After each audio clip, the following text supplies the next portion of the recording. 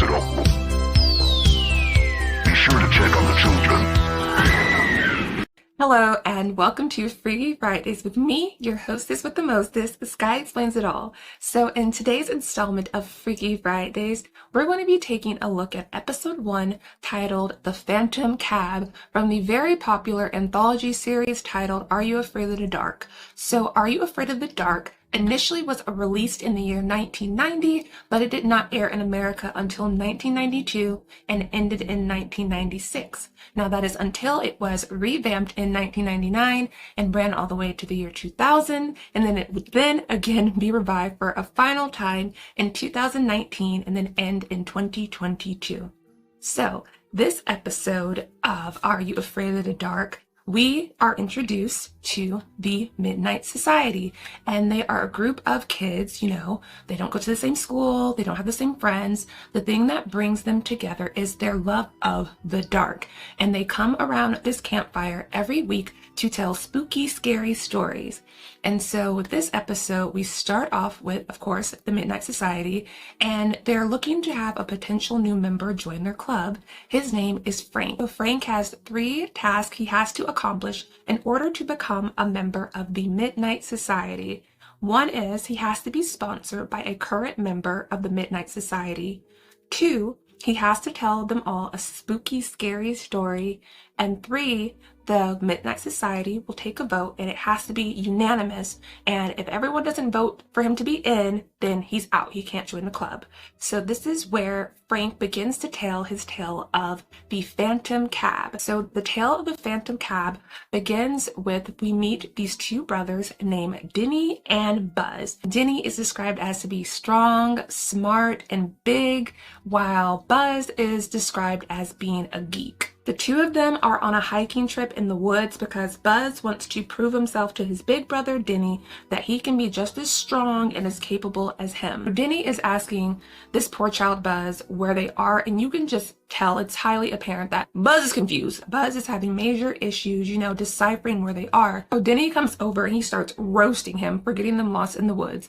Y'all, when I tell you the cackles that I cack while watching this episode, the 90s truly was a time because the dialogue was crazy. And mind you, this was targeted for kids. So the dialogue is so cheesy, so campy, so 90s, where I was laughing so hard. I had to pause it for at least 3 minutes to regain my composure because I could not stop laughing. And I actually made a list of all my favorite insults that Denny used throughout this episode, and I'll tell you guys them at the end of this video. Buzz is trying to let Denny know, like, hey, I know where we're going. He starts walking towards the direction he feels like they have to go, pointing out different mountains and things. And Denny lets Buzz know, he's like, hey, watch out for the ledge. And then all of a sudden, Buzz falls off the ledge. He's hanging on the edge of the cliff for dear life. This scene is funny to me, not because he fell over the cliff, but because of how it plays out. So Buzz is hanging on for dear life.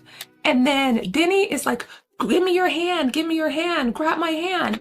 And Buzz tells him, like, I can't grab it, I'm gonna fall. And he's like, bruh, like, reach out and give me your hand. So Buzz reaches out and grabs Denny's arm and he pulls him up. But when he pulls him up, Denny walks to the very edge that Buzz was just hanging off of and sits over, meaning Buzz didn't even have to reach up to grab his hand. Denny just had to walk over and pull him up. Like, y'all, the way I was chuckling, I was like, this whole show is a key. So anyway, so it's nighttime, y'all, and these 2 are very clearly lost in the woods. Buzz is the one navigating the compass, and he tells Denny, like, they've been going south for hours, like they should have hit town by now. And Denny looks at Buzz and he's like, is that how you've been holding this compass the whole time? And Buzz is like, yeah. And he calls him, like, basically an idiot, you moron. Your belt is metal. There's a magnet going the wrong direction this whole time because your freaking belt has been compromising the usage of the compass. It's like, oh my God, this is a mess. You're a fool. You're a clown. And so then, you know, he roasts him some more. Buzz notices that there's a trail, so he starts sprinting to it. So the 2 start running towards this trail. And then all of a sudden we see lights approaching the 2 boys. And it appears to be a older man, I'd say maybe like late 30s, mid 40s, and his name is Flynn, and he lets the boys know that he is a traveler. Just like them, he hikes in these woods all the time, and they ask Flynn if they can help him out. And Flynn was like, well, I can take you to someone who can help you.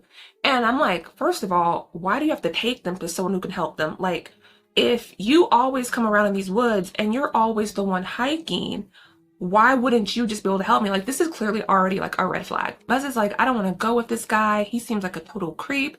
And Denny tells him, well, we really don't have any other option. And he says, and I quote, I can handle this dude. I keep wanting to call Denny Buzz and Buzz Denny because I feel like their names are swapped. Like, they're such 90s names, first of all. But his older brother would 100% be named Buzz and the little brother would be named Denny. So it keeps throwing me off how they're like flipped. But anyway, I digress. They're following Denny deeper and deeper into the woods. He's leading them to what he calls him the good doctor. And Flynn asks them a random question, and he asks them if the kids are any good at solving riddles. So the three of them eventually make it to the cottage in the woods, and it's very much giving something straight out of the Brothers Grimm. Even Denny says something along the lines of like, do the 7 dwarfs live here? Like, it's fully giving fairy tale. Flynn cautions Denny and Buzz because he says to be certain that they really need the help from the good doctor because the price to pay is quite steep. Then all of a sudden Flynn is gone, he disappears, and the two boys are alone once again. And then all of a sudden, the bushes around the cottage start shaking and moving. There are noises coming out. It sounds like almost people talking. So understandably, the boys are freaked out. So they dart to the front door of the cottage and they're banging, let us in, help, help, help, help, open the door. When the door opens, this is where we meet Hagrid. I mean, this is where we meet the doctor. And he tells the boys to come on in and to get warm. So this is where we see the inside of the cottage, and it's 100% giving Merlin core aesthetic. It's part that really sent me in this episode. You get a look of the layout of the doctor's home. And then all of a sudden, this man like comes up and pops up in front of the camera. And then when he comes up, he says, the name's Vink, Dr. Vink. Vink's the name, Dr. Vink. There's like this Irish or like Gaelic music playing in the background. Y'all, I was hooting and hollering like, what is this? Like, this episode had to be in stitches because what the actual HE double hockey sticks is going on. He tells the boys that he's a doctor of natural sciences, you know, like flora and fauna, and he even pulls out a specimen he's collected, and that specimen he has collected is the brain of a wild boar. So we can see here that Dr. Vink is a little eclectic. So Dr. Vink is asking them, like, are they any good at riddles?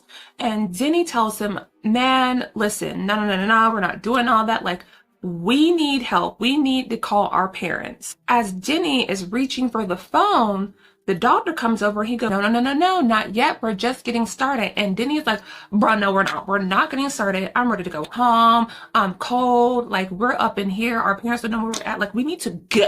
And then this deranged cave dweller all of a sudden pulls out a pair of hedge trimmers, like some fake behind bootleg Edward Scissorhands. He places the hedge trimmers around the cord of the phone, and he says to the boys, play by my rules or we don't play. So this man clearly got some nefarious intentions going on, right? So Denny asked the man, like, bruh, okay, what do you want? Like, what do you need?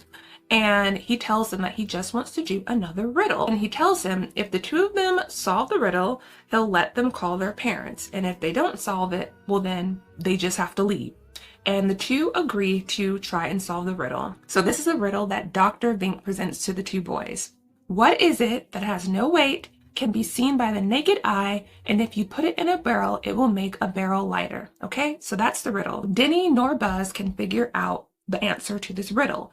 So Dr. Vink tells him, okay, then bye-bye. Next, you failed. Goodbye. Leave my home. So he gives them directions of where they can go outside because a cab comes there every night and it will pick them up. Boys, they're pleading with him. It's like, please help them. So he tells them, okay, I'll help you out. But I'll help you out if I can gather a specimen from you guys, something that I can use in my experiments. And he says, like this And this man has a whole human hand in like this jar marinated in preserve.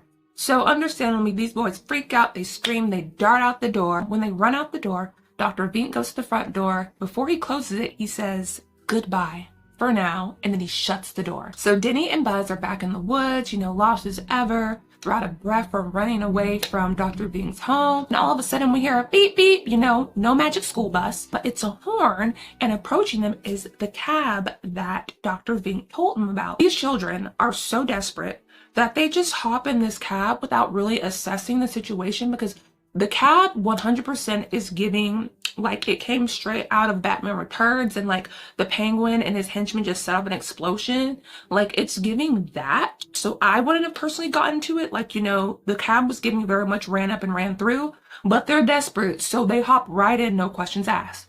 And so when they get in, tell the driver to, take them home, and that once they get to their home, their parents will pay them for the fare. So then the driver's like, oh, I'm good for it. So the driver adjusts the rearview mirror, and then who is it? We see in the rearview mirror, Flynn, except Flynn looks quite different.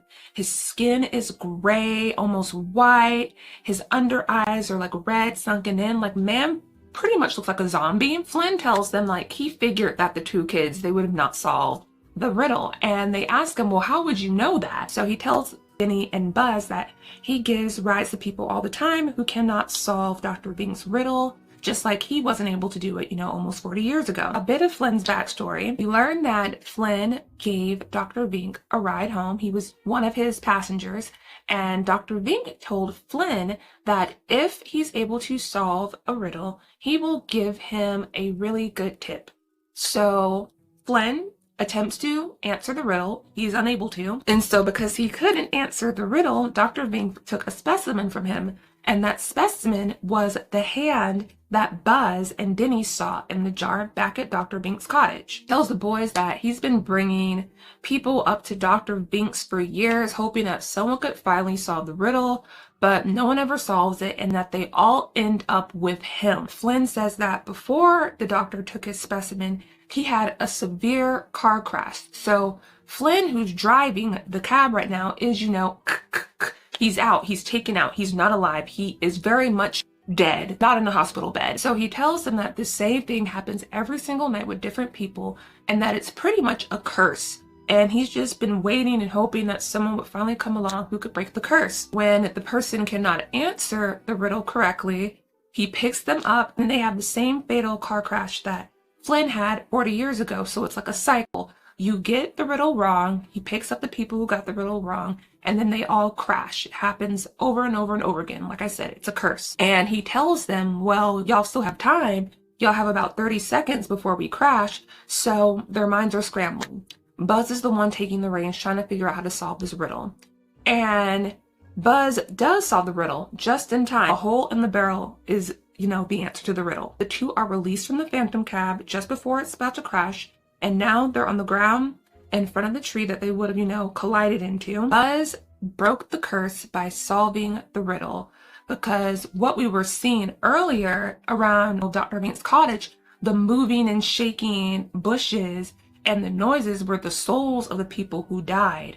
So their souls are finally free. Now all of a sudden we see lights approaching the boys, and it's a forest ranger in a Jeep, and he asks him like, hey, are y'all Denny and Buzz Crocker? And they're like, yes. And they're like, okay, because your parents have been worried sick about y'all. The town is in an uproar, like hurry up, get in, people are waiting for you. So they hop in the backseat of the Jeep and they ride off.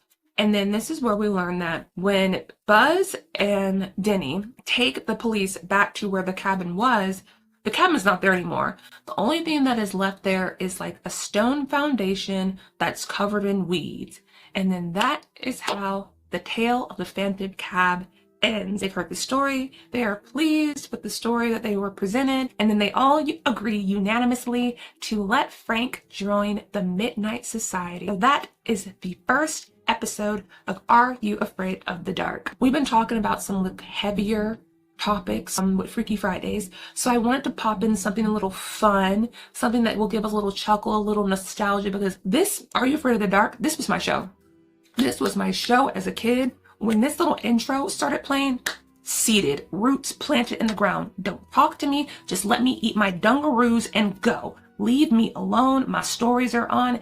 I very much have that energy of like your grandmother watching Murder, She Wrote. That is me with Are You Afraid of the Dark as a kid, and Are You Afraid of the Dark, Goosebumps, So Weird. Like, those were my shows growing up. Like I said, I always loved spooky, weird, creepy, the macabre, and this show eats to this day.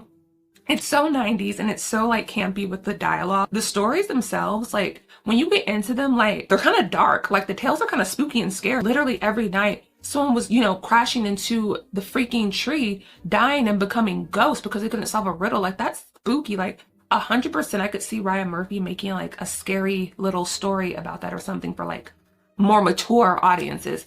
But anyway, it is currently streaming on Paramount Plus. This is like a good little, I'm gonna watch something spooky but get a good laugh from the nostalgia, because let me give y'all the insults that I wrote down. Some of the insults that Denny was saying: cheeseball, lame wad, loser, turd, nutbag. What took me out, I think, was lame wad. I think that's probably my favorite one, and I'm 100% gonna start using that. And I petition for Hollywood to please bring back the cheesy, overly macho Big Brother trope, because this mess had me wheezing. I was gone. The scream I screamed was insane. If you like this video, like it. If you're enjoying the content I make here, please subscribe. I'd very much so love to have you here. And y'all leave me a comment down below. Like, did you grow up watching Are You Afraid of the Dark or Goosebumps, So Weird, or any of those shows? Leave them down in the comments below if you have watched it. And or also let me know if you've never seen it before. I feel like this show is so popular. Like, I don't feel like a special snowflake talking about it, but there are people out there in the world who may have never seen this before. So let me know down in the comments below. And thank you so much for watching. And until next time, I have to return some videotapes. Bye, guys.